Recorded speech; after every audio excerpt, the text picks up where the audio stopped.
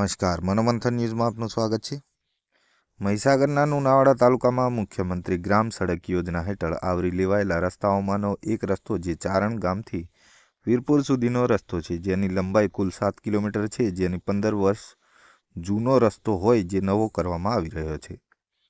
જનતા માટે અવરજવરની તકલીફો પડતી હોવાથી અને મોટા વાહનો તેમજ મોટરસાયકલ, ફોર વ્હીલ ગાડીઓ તેમજ વગેરે સાધનો ઉપર થઈને પસાર થઈ રહ્યા હતા, જે સહેલાઈથી લોકોને અવરજવર માટે કોઈ પણ તકલીફ નહીં પડે તે હેતુથી આ રસ્તાનું ખૂબ જ ક્વોલિટી અને ક્વોન્ટિટી પ્રમાણે એસ્ટિમેટ પ્રમાણેનું કામ થયેલું જોવા મળે છે, જેથી આમ જનતા માટે ખૂબ જ આશીર્વાદ સમાન સાબિત થયો છે। મુખ્યમંત્રી ગ્રામ સડક યોજના હેઠળ આવરી લેવાયેલા જિલ્લાના તમામ ગામોમાં રસ્તાઓનું નવીનીકરણ કરવામાં આવી રહ્યું છે। આરએનબી વિભાગ પંચાયત લુણાવાડા કાર્યપાલક ઇજનેર અને તેમની ટીમ દ્વારા કરવામાં આવી જે જિલ્લાની જનતા માટે ખૂબ જ આશીર્વાદ સમાન સાબિત થઈ રહી છે। મનોમંથન ન્યૂઝ, સંદીપ દિવાસી, મહીસાગર।